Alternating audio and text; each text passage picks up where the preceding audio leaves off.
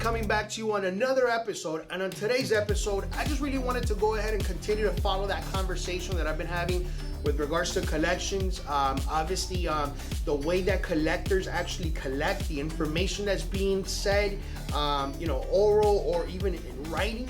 I've actually had a couple of our clients call our office and people have questions, people have concerns, people actually don't know what to do, how to address it. Are these debt collectors collecting properly? How should I go ahead and how should I go about it? And I think for me, honestly, it's really about knowing our rights, knowing exactly what the collectors, the creditors, these attorney offices, what they can and can't do. So I wanted to talk to you guys about the Fair Debt Collections Practice Act, which is literally a follow-up with regards to what happens with collections, what happens when we go ahead and stop making payments, and once the accounts have gone into a default status.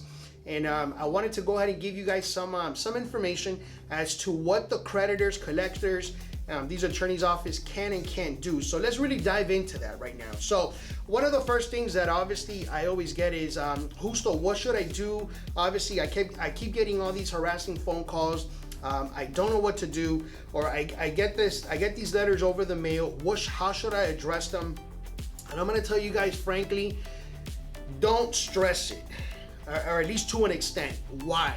Because one of the first things that she should always do, especially, as a matter of fact, I got a phone call this morning and the gentleman that I spoke to was very scared, was very frazzled, and the first thing that I ask is that collector that called you, is that person being reported on your credit report? Because that's really a red flag if that individual, or you're getting some sort of letter over the phone and this person or this company is actually not even reporting on your credit report. So before anything, before getting scared, before panicking, is the debt collector or the creditor on your credit report? Because that's one of the first things that we should really just go ahead and validate, because if it's not, then that's obviously a red flag. We want to go ahead and investigate that.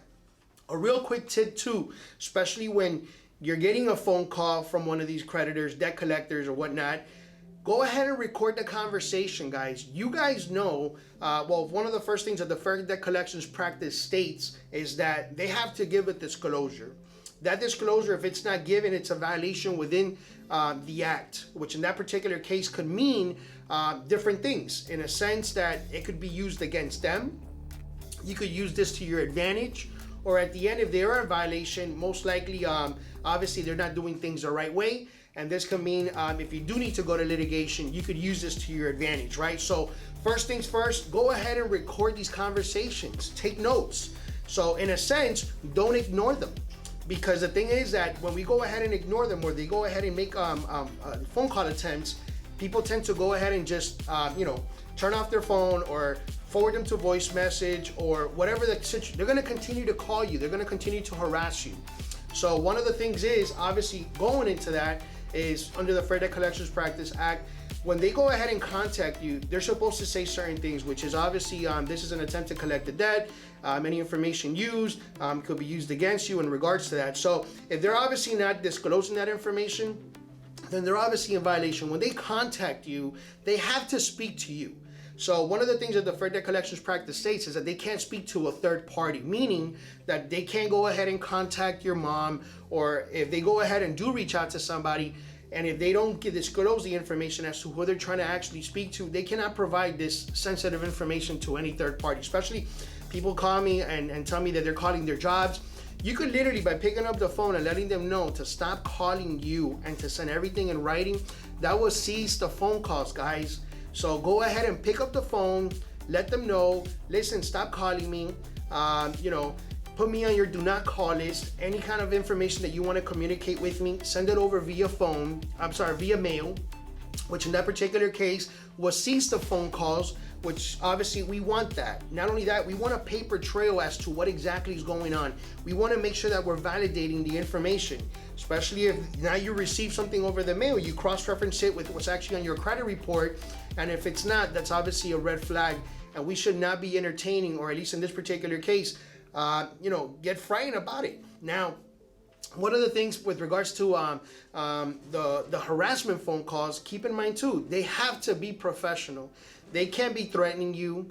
They can't be telling you that they're going to go ahead and sell this debt to an additional third party, causing you more implications when it comes to your credit report or credit scores. They can't say certain things that this is a crime. You're going to be arrested if you don't handle it. There's certain things that the Fair Debt Collection practice protects us as to what they can and can't say. One of the things that is very common too, and I get this a lot, especially in writing, I usually get letters that come from attorneys' offices, or I get phone calls. My customers get phone calls from people who actually represent, or they're saying they're representing a creditor and they're an attorney's office. Again, guys, do your little due diligence, have a piece of paper, write this information down, notate it. As a matter of fact, if they're doing some research and homework on you, do some research and homework on them by, just Googling the information, making sure that this is actually a legitimate office, somebody who's legitimately representing a creditor that you might have a debt with. The reason why I bring all this up is because one of the first things that we should always be doing before taking any kind of action is doing our due diligence, researching, doing a dispute, because guess what? We want to get to the bottom line. Sometimes too, another thing that debt collectors do or collection agencies do, which is obviously a violation within the Fair Debt Collections Practice Act, is that they tend to throw out numbers out there that might include certain things that were never part of the original agreement, such as interest fees, late fees, transfer fees, attorney fees. Now you're getting hit with all these whopping type of fees, and the balances that you might have owned originally might not even add up to that.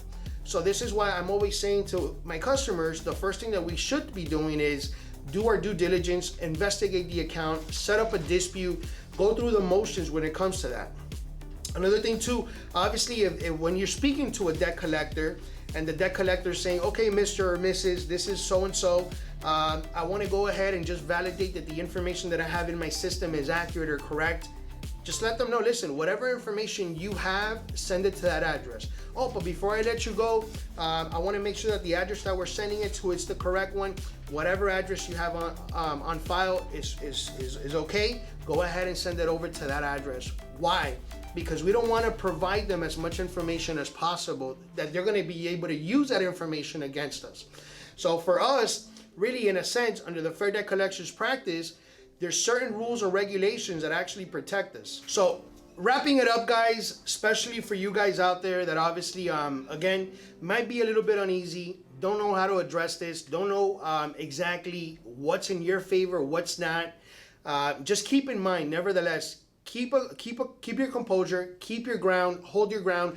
Know that there are rules and regulations that have been passed to protect you and I as a consumer. Let's do our due diligence. Let's work together. If you have any questions, any concerns, feel free. You could go ahead and just contact our office for more information, more detail. Here at Buildworth Strategies, we're able to go ahead and help you guys out. So if you guys out there that found this information to be very useful, or maybe you know somebody who's going through the motions, they're maybe going ahead and getting these harassing phone calls, getting these letters, and don't know how to go ahead and address it, share the video, share the information. Let's go ahead and empower the community, empower ourselves, because again, like I've always said before, it's us against the creditors, it's us against the bureau. So until next time, take care, enjoy.